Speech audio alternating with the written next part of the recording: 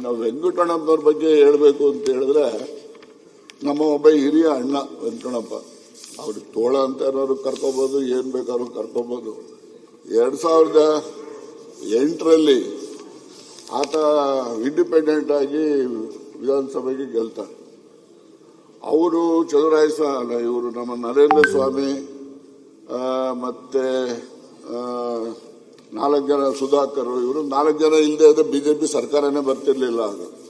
So ಹೀಗಾಗಿ ವೆಂಕಟಣ್ಣಪ್ಪನಿಗೆ ಊರಲ್ಲಿ ಎಲ್ಲರೂ ಕೂಡ ನಮ್ಮ ಹೊರಗಡೆ ನಮ್ಮ ರಾಜಕೀಯ ಮುಖಂಡಗಳು, ಆದ್ರೆ ಕ್ಷೇತ್ರದಲ್ಲಿ ಪ್ರತಿಯೊಬ್ಬರ ಬಾಯಲ್ಲೂ ಕೂಡ ಅಲ್ಲಿ ಹೋಗಿ ಕೂತ್ಕೊಂಡು ಅವರಿಗೆ ಸ್ವಲ್ಪ ಉಸಿರಾಟದ ತೊಂದರೆ ಆದಾಗ ಅವ್ರ ಮಗ ವೆಂಕಟೇಶ್ ಅವರು ಶಾಸಕರು ಇಲ್ಲೇ ಇದ್ದಾರೆ, ಅವರು ಹೋಗಿ ಅವರನ್ನ ನಡಿ ಆಂಬ್ಯುಲೆನ್ಸ್ ಅಲ್ಲಿ ಬೆಂಗಳೂರಿಗೆ ಹೋಗೋಣ ಅಂದ್ರೆ ನನಗೇನಾಗತ್ತೆ ಆಂಬ್ಯುಲೆನ್ಸ್ ಅಲ್ಲಿ ಹಾಕ್ಬೇಕು ಅಂತ ಕಾರಲ್ಲೇ ಕೂತ್ಕೊಂಡು ಬಂದಿದ್ದಾರೆ.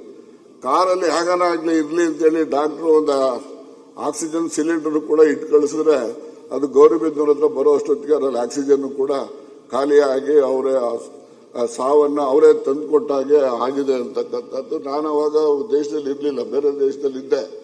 ನನಗೆ ಇವ್ರ ಸಾವು ತಿಳಿದ ಕೂಡಲೇ ನಾನು ಹೋದ ಒಂದೇ ದಿವಸಕ್ಕೆ ವಾಪಸ್ಸು ಬಂದು ನಾವು ಅವರೆಲ್ಲ ಅಂತ್ಯಕ್ರಿಯೆಯಲ್ಲಿ ನಾವು ಭಾಗವಹಿಸಿದಂಥದ್ದು. ಮತ್ತೆ ನನಗೆ ನಮ್ಮ ಮನೆಯಲ್ಲಿ ಯಾರು ನನಗೆ ಬುದ್ಧಿ ಹೇಳ್ತಾ ಇರಲಿಲ್ಲ. ನನಗೆ ಬುದ್ಧಿ ಹೇಳ್ತಕ್ಕಂಥ ಸ್ವಾತಂತ್ರ್ಯ, ಅವರ ಹಿರಿತನ ನಾನು ಸದಾಕಾಲ ಗೌರವಿಸ್ತೇನೆ. ಮತ್ತೆ ಅವರಿಂದ ನಾನು ಎಷ್ಟೋ ಒಳ್ಳೆ ಬುದ್ಧಿ ಕಲ್ತಿದ್ದೇನೆ ಅವರಿಂದ. ಆ ರೀತಿಯ ಒಂದು ಬಾಂಧವ್ಯ ನನಗೂ ಕೂಡ ವೆಂಕಟಣ್ಣಪ್ಪನವರಿಗೆ ಇದ್ದಂಥದ್ದು. ಈ ದೃಷ್ಟಿನಲ್ಲಿ ಅವರ ಒಂದು ಅಗಲಿಕೆ ಇದೆಯಲ್ಲ, ವೈಯಕ್ತಿಕವಾಗಿ ನನಗಂತೂ ಬಹಳ ನಷ್ಟ ಆಗಿದೆ. ಈ ಮಾತನ್ನ ಈ ಸಂದರ್ಭದಲ್ಲಿ ಹೇಳಿ